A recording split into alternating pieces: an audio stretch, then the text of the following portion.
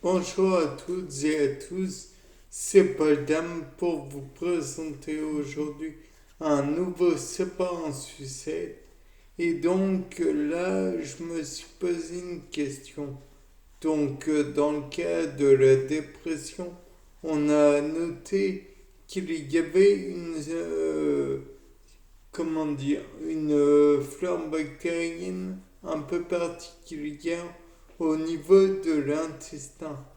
Donc la question que je me suis posée, c'est est-ce que si on enlève cette flore bactérienne, on retire la dépression à la personne? De plus, je me suis demandé un truc, mais on verra dans peut-être un prochain numéro ou dans un sous-titre ou enfin bref, ce que la flore bactérienne est donc une flore intestinale, d'accord, mais ne pourrait-elle pas être aussi propre dans le sens à faire propre à faire une maladie, tout comme les flores pulmonaires, flores bactériennes pulmonaires ou autres. Donc là, je me demande tout d'abord la flore bactérienne intestinale. Donc la flore bactérienne intestinale serait propre à, enfin, la flore d'une personne en état de dépression serait propre à la, comment dire, à la dépression. La flore bactérienne dépressive, bon, ça serait envisageable. Mais dans ce cas,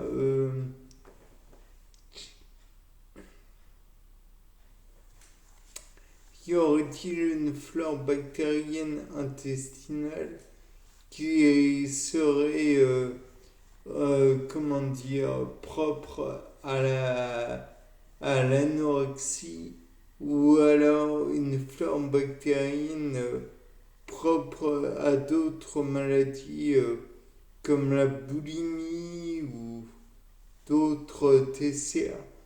TCA signifie trouble du comportement alimentaire ou alors qui engendrerait par exemple la nymphomanie ou d'autres maladies mentales autrement plus complexes que les caricatures que l'on peut voir sur Internet. Et donc, je me suis demandé, dans ce cas, qu'est-ce qui fait que la bactérie pourrait produire cette dépression. Et donc, j'ai eu l'idée de penser, j'ai eu une idée, oui, j'ai eu l'idée de penser. J'ai eu comme idée la suivante, à savoir que la bactérie pouvait produire des toxines ou des éléments toxiques qui pousseraient la personne à avoir une alimentation qui lui est défavorable pour le développement de la bactérie. Et par la suite, je me suis dit aussi que cette flore bactérienne pouvait éventuellement avoir tué d'autres bactéries, d'autres cellules. Et aussi, je me suis dit que éventuellement, au niveau du cerveau, elle pouvait avoir rompu quelques liens entre les neurones afin de, comment dire, d'empêcher empêcher la production de dopamine. Et donc, dans ce cas, la personne a moins de sensations positives. Ce qui fait que la bactérie pourrait produire, ou l'organisme pourrait produire, sous la tutelle de la bactérie, un facteur qui pourrait, augmenter le sentiment de dépression. Et la dépression, de grâce, ne dites pas que c'est juste un coup de mou. Et donc augmenter la dépression afin que la bactérie puisse augmenter son emprise négative et ainsi de suite.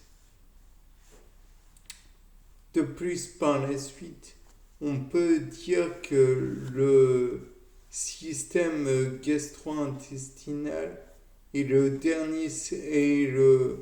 troisième cerveau, système nerveux entérique.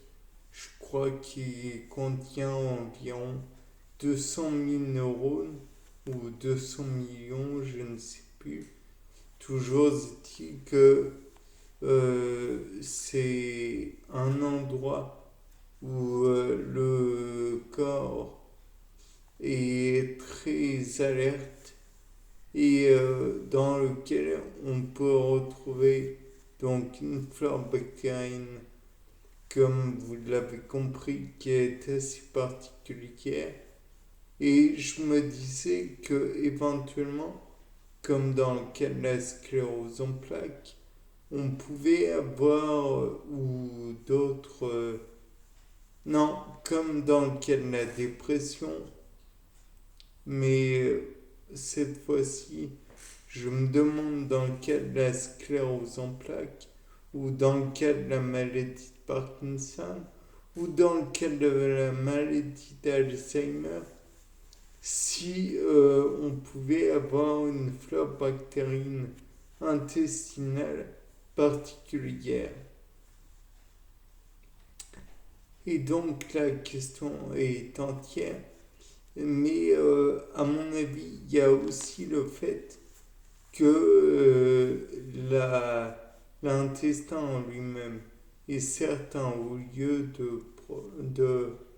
de métabolisme de bactéries, mais les bactéries en elles-mêmes ont dû élaborer un plan, puisqu'on a remarqué que des personnes qui ont un odorat assez développé et assez particulier arrivent à trouver une certaine odeur à certaines personnes qui ont des particularités, des maladies bien particulières.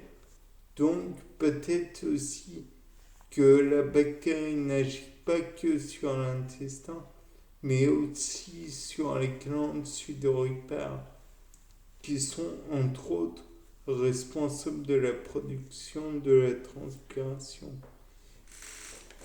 Certes, la bactérie a beaucoup d'impact sur l'organisme, donc on peut envisager aussi que parmi les endroits où il y a une odeur particulière de transpiration, où la transpiration a une odeur particulière, alors le membre qui s'y rattache sera plus impacté. Par exemple, si on sent une certaine odeur à un bras, tandis qu'à l'autre, il y a une autre odeur, peut-être que c'est le bras en question aura des effets néfastes plus que l'autre. En même temps, ça reste à voir. Et donc, je me disais aussi que c'était sûrement la fin du sapin en sucette. Donc, je vais éventuellement vous dire au revoir. Et puis, ben, c'était Paul Dame.